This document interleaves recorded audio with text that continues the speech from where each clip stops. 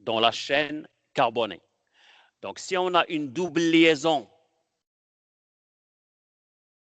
on utilise la terminaison N. Avec une triple liaison, on utilise la terminaison IN à la place de l'alcane saturé où on utilisait la terminaison AN pour les alcanes. Donc, si vous prenez l'exemple que nous avons ici, dans cette molécule,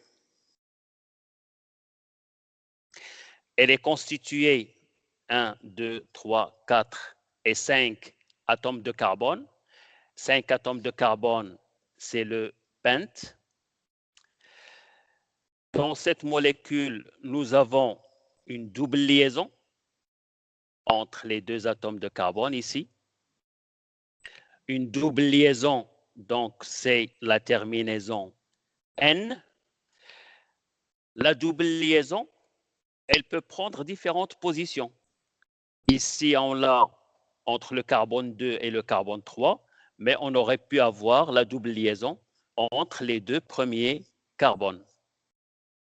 Donc, la position de la double liaison est importante, il faut l'indiquer. Donc, de la même façon que les radicaux, on va numéroter la chaîne principale et donner l'indice de position. Vous avez ici le carbone 1, le carbone 2, le carbone 3, le carbone 4 et le carbone numéro 5. La double liaison se trouve entre le carbone numéro 2 et le carbone numéro 3. Donc ici, j'attire votre attention.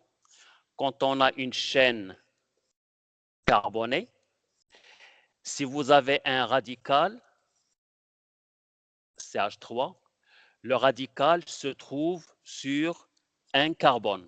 Donc, on a un indice. Par contre, si vous avez une double liaison, la double liaison sur deux atomes de carbone, de la même façon que la triple liaison. Donc, on a deux indices. Quand on numérote, on aura l'indice N, par exemple, et l'indice N plus 1. Par exemple, si on a le carbone numéro 1, le carbone numéro 2, 3 et 4. Donc, N et N plus 1, pour donner l'indice à la double liaison, on va prendre l'indice N. Donc ici, la double liaison se trouve entre le carbone numéro 2 et le carbone numéro 3.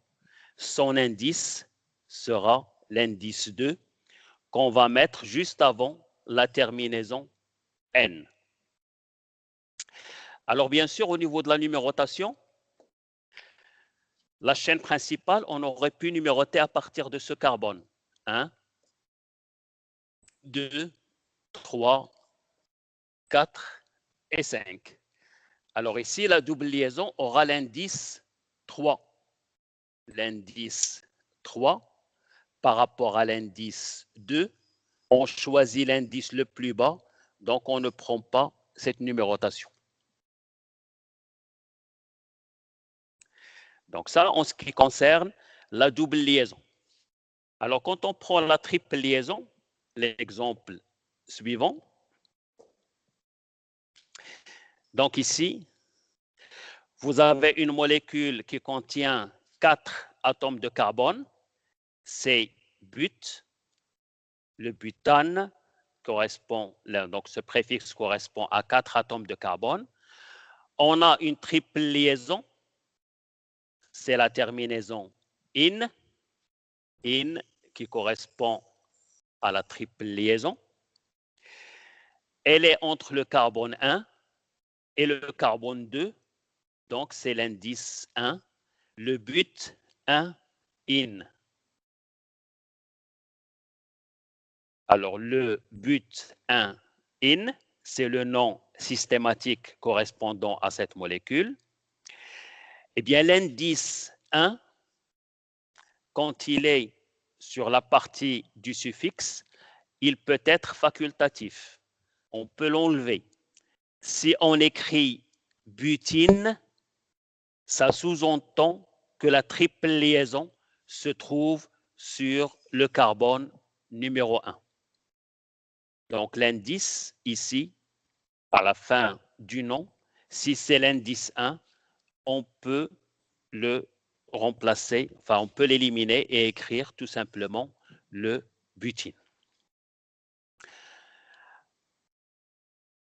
Des questions?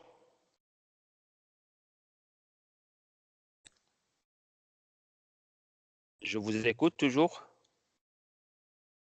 Monsieur, Oui, je ne vois pas l'écran, monsieur. Oui, moi aussi. d'accord. Moi Donc, aussi, monsieur. Moi Ouais, aussi, monsieur. parfait. Donc, il y a eu peut-être un